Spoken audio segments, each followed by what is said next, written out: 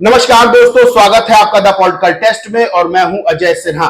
दोस्तों, पहले सबसे बड़ी खबर बता देता हूं कि बीएसपी के प्रदेश अध्यक्ष तमिलनाडु के आर्मस्ट्रांग, जिनकी पिछले दिनों हत्या कर दी गई निर्मम जो है, उनके परिवार से मिलने बीएसपी सुप्रीमो मायावती चेन्नई पहुंची हैं और आकाश आनंद भी चेन्नई पहुंचे, जहां वो पीड़ित परिवार से मिलेंगे। और बीएसपी सुप्रीमो मायावती इस मामले में बहुत सख्त रुख अपना रही हैं। बिल्कुल उनको बर्दाश्त ये चीज नहीं हुई है कि उनके प्रदेश अध्यक्ष इतने काबिल कर्मठ जो है पदाधिकारी की इस तरह से गुंडों के द्वारा हत्या की गई। और इसमें बीएसपी की तरफ से जो आरोप लगाया गया है वो ये है कि राजनीतिक साजिश के तहत ये हत्या की गई और इसकी सीबीआई जांच की मांग हो रही है। इस पूरे मामले में जो बीएसपी के समर्थक है, जो दलित समुदाय है, जो बहुजन समुदाय है, वो उत्तर से दक्षिण भारत तक बेहद नाराज है और सोशल मीडिया पर और चेन्नई में, तमिलनाडु में और अन्य प्रदेशों में भी अपनी नाराजगी दर्ज करवा रहा है। अब दोस्तों, सबसे बड़ी बात क्या है? सबसे बड़ी बात यह है कि तमिलनाडु में डीएमके की सरकार है, एमके स्टालिन मुख्यमंत्री है। एमके स्टालिन राहुल गांधी के सहयोगी यानी इंडिया अलायंस का जो है वो इंडिया अलायंस के सहयोगी है उनकी पार्टी। तमिलनाडु में इतनी बड़ी घटना हो जाती, यानी एक राष्ट्रीय पार्टी के प्रदेश अध्यक्ष की इस तरह से हत्या कर दी जाती है, लेकिन कांग्रेस और राहुल गांधी क्या कर रहे हैं? क्या राहुल गांधी ने एक बार भी मुख्यमंत्री से इस्तीफा मांगा? क्या एक बार भी उन्होंने ये कहा कि राज्य में कानून व्यवस्था फेल है? यानी राहुल गांधी ने क्या सिर्फ दलितों और बहुजनों का वोट लेने का जो है प्लान बनाया है? क्योंकि संविधान बचाने के नाम पर उन्होंने अपनी सीटें बढ़वा ली, उन्होंने दलितों बहुजनों का वोट ले लिया, लेकिन क्या अब उनको संविधान खतरे में नहीं नजर आ रहा है जब इतनी बड़ी राष्ट्रीय पार्टी के बड़े पदाधिकारी, प्रदेश के सबसे बड़े पदाधिकारी की हत्या कर दी जाती है? क्या राहुल गांधी ने एक बार भी ये कहा कि एमके स्टालिन को इस्तीफा देना चाहिए? क्या उन्होंने एक बार भी ये कहा कि तमिलनाडु में कानून व्यवस्था जो है वो इस हत्या के बाद फेल नजर आ रही है? क्या उन्होंने उन दलितों की मौत पे बोला जो जहरीली शराब पीकर काल के गाल में समा गए? क्या उनकी मौत पे उन्होंने बोला? क्या उनकी मौत पर कहा कि राज्य सरकार इसकी जिम्मेदार है? यानी चुनाव के समय संविधान बचाने का झांसा देकर कथित तौर पर वोट तो हासिल कर लिए, लेकिन क्या अब संविधान बच गया जब बीएसपी के प्रदेश अध्यक्ष की हत्या कर दी गई? क्या तब संविधान बच गया जब 65 से ज्यादा लोग दलित समुदाय के जहरीली शराब पीने से मर गए? दोस्तों, सबसे बड़ा सवाल ये खड़ा होता है। सवाल ये भी खड़ा होता है कि चुनाव में खाली संविधान के नाम पर जो जुमला फेंका, कथित तौर पर जुमला फेंका गया, उस पर खाली वोट हासिल किए गए। यानी दलित बहुजन अगर मरते हैं तो उससे कोई मतलब नहीं। हाँ, अगर राहुल गांधी के विरोधी यानी बीजेपी की या अन्य वो दल जो राहुल गांधी के सहयोगी नहीं, वहां के राज्य में कुछ होता है तो राहुल गांधी तुरंत इस्तीफा मांग लेते हैं। राहुल गांधी कर क्या रहे हैं? क्या राहुल गांधी कैमरे लेकर अपनी इमेज जननायक वाली बनाने में जुटे हुए हैं? क्योंकि जहां वो जा रहे हैं मिलने, यानी वो जाते हैं लोको पायलट से मिलने, वो जाते हैं श्रमिकों से मिलने, तो वहां 8-8, 10-10 कैमरामैन, आप वीडियो भी देख रहे होंगे किस तरह से जो है वो कैमरामैन लेकर जाते हैं, 8-8, 10-10 कैमरामैन। क्या इन कैमरामैन के जरिए, इन फोटोज के जरिए अपने आप को जननायक बनाना चाहते हैं? दलितों बहुजनों का वोट लेकर संविधान के नाम पर सीटें बढ़ा लेते हैं, लेकिन जब दलितों और बहुजनों पर अत्याचार होता है तो क्या उनको नजर नहीं आता है? क्या उनके सहयोगी राज्यों की सरकार में, यानी सहयोगी दल की जहां सरकारें हैं, वहां पर उनको कानून व्यवस्था फेल नजर नहीं आती है?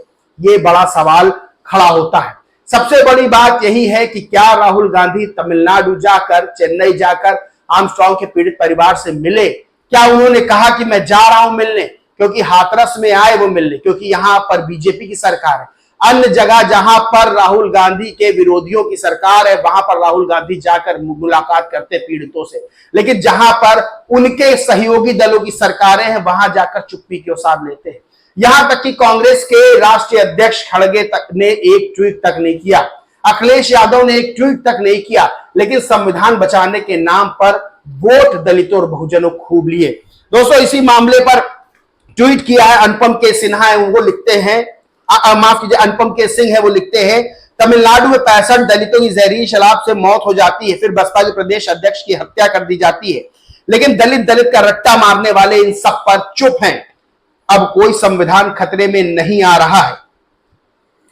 दोस्तों, सबसे बड़ी बात क्या है कि सिर्फ नेता ही नहीं बल्कि वो तथाकथित पत्रकार, यानी जो यूट्यूब चैनल अपना चलाते हैं और कांग्रेस के समर्थन में खाली जो है वो वीडियो बनाना उनको समझ में आता है। कांग्रेस के समर्थन में, राहुल गांधी के समर्थन में वीडियो बनाते हैं और विरोधियों का जो है, विरोधियों के अगेंस्ट वीडियो बनाते हैं, राहुल गांधी के विरोधियों के अगेंस्ट वीडियो बनाते हैं। हर बार जो मुद्दा होता है कांग्रेस के समर्थन में उस पर वीडियो बनाते हैं। लेकिन एक वीडियो बीएसपी के प्रदेश अध्यक्ष की हत्या पे नहीं बनाते हैं। रवीश कुमार के आप वीडियोस जाके देखिए, यानी कांग्रेस क्या कर रही है, राहुल गांधी जननायक कब बन रहे हैं, जननायक कैसे बन रहे हैं, प्रधानमंत्री कब इस्तीफा दे रहे हैं, इन सब पर वीडियो बनाते हैं। लेकिन बीएसपी के प्रदेश अध्यक्ष की हत्या कर दी जाती है, उस पर एक वीडियो नहीं बनाते। जहरीली शराब से तमिलनाडु में इतने लोगों की मौत हो जाती है, उस पर एक वीडियो नहीं बनाते। तो क्या इस पत्रकारिता को ईमानदारी वाली पत्रकारिता कहा जाएगा? क्या रवीश कुमार को देश का सबसे बड़ा पत्रकार कहा जाएगा? और सबसे बड़ी बात यह है कि इनके ज्यादातर व्यूअर्स दलित और बहुजन समाज से ही आते हैं।